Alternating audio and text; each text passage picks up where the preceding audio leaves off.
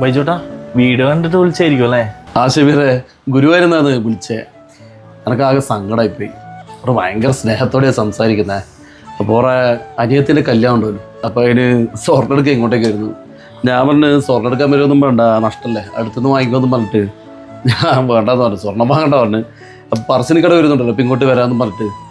എന്നാലും ഓറെ വർത്താനം കിട്ടാൻ എനിക്ക് ഭയങ്കര സങ്കടമായിപ്പോയി ഷബീറെ. ഭയങ്കര സ്നേഹം. ബജുടെ ദൂരത്തു നിന്നുള്ള ആൾക്കാർ വിളിക്കുമ്പോൾ സന്തോഷിക്കല്ലേ വേണ്ടേ? സന്തോഷം തന്നെ, പക്ഷെ നമ്മളൊരു പരിചയമില്ലാത്ത നേരിൽ കാണാത്തവരല്ലേ ഇത്ര സ്നേഹത്തോടെ സംസാരിക്കുന്നു വിചാരിച്ചേ. എന്നാലും എന്തോ സന്തോഷം കൊണ്ട് എന്താ എനിക്കൊരു സങ്കടം വരുന്നത് കുറെ സംസാരം കേട്ടിട്ടേ. ഓറെ പേരെന്താണ് ബൈജോട്ടാ? ഗിരി എന്നാണ് പേര്. ഓരോ അവിടെ ദേവസ്വം ബോർഡിൽ ഗുരുവായൂർ അമ്പലത്തിൽ അവിടെ ഒരു വർക്ക് ചെയ്യുന്നേ. അവിടെ ഓറ് വിളിക്കുന്നുണ്ടല്ലോ. ഹലോ,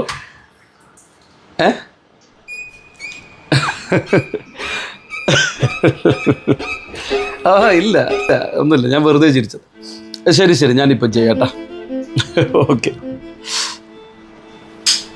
ഓറാ വിളിച്ചേ, ഒരു 600 രൂപ ഗൂഗിൾ പേ ചെയ്യണം. ബജുട്ടാ ഇത് ഉടായിപ്പാണ്, നിങ്ങൾ പൈസ ആക്കണ്ട. ഉടായിപ്പാ, നിനക്ക് മനസ്സിലായി.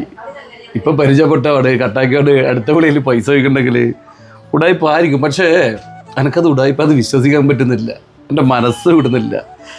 സാറിന് വിചാരിച്ചേ പൈസ അയച്ചാൽ ചിലപ്പം ഉടായിപ്പല്ലെങ്കിലോ. ഇത് ഉടായിപ്പാവരുതെന്നാണ് എൻ്റെ പ്രാർത്ഥന. കാരണം ഒരുപാട് ആൾക്കാർ, നല്ല ആൾക്കാരും ഉണ്ടാവില്ല. ചിലപ്പോൾ അത്യാവശ്യമായിരിക്കും പൈസക്ക് ചോദിച്ചിട്ടുണ്ടാവുക. കൊടുത്തോളെ, ഉടായിപ്പാങ്ക് ഉടായിപ്പ് സാറില്ല. ഒരു 600 രൂപേൻ്റെ കേസല്ലേ, കൊടുക്കാം. ബൈജോട്ടാ എന്തിനാ വെറുതെ അറിഞ്ഞും കൊണ്ട് 600 രൂപ കളയുന്നേ? 600 രൂപ എന്നല്ല ഷബീറ, ഒരു തുടക്കത്തിൽ വിളിച്ചാൽ സംസാരിച്ച സ്നേഹവും ആ ഒരു വിശ്വാസം ഉണ്ടല്ല, അത് കളവാന്ന് എനിക്ക് ആവുന്നുള്ളൂ. അത് സത്യമാവണമെന്ന് എൻ്റെ ആഗ്രഹം. 600 രൂപ കൊടുത്തല്ലേ, കുഴപ്പമില്ല.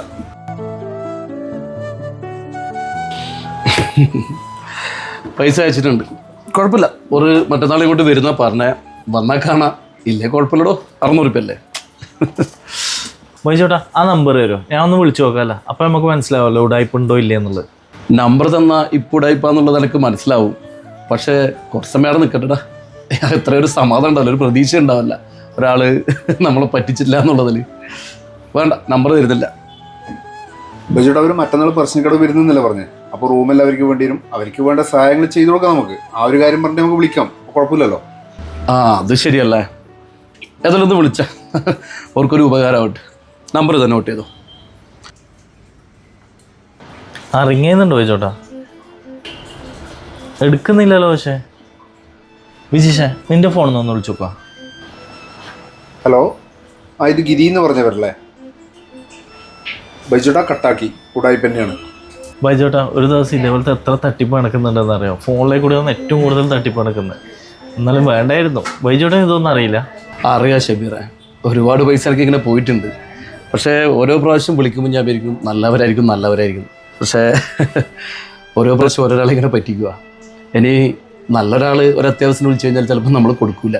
പണ്ടൊരു കഥയില്ലേ, പുലി വരുന്ന പറഞ്ഞിട്ട് അവസാനം പുലി വരുമ്പോൾ ആരും ഉണ്ടാവില്ല എന്ന് പറയുമ്പോൾ ഒരു അർഹതപ്പെട്ടവർക്ക് നമുക്ക് ചിലപ്പോൾ കൊടുക്കാൻ പറ്റില്ല. അവരോട് നമ്മൾ ചിലപ്പം തരൂല എന്ന് പറയേണ്ട ഒരു അവസ്ഥ വരും. ഇതുപോലത്തെ മനുഷ്യരെ കൊണ്ട്.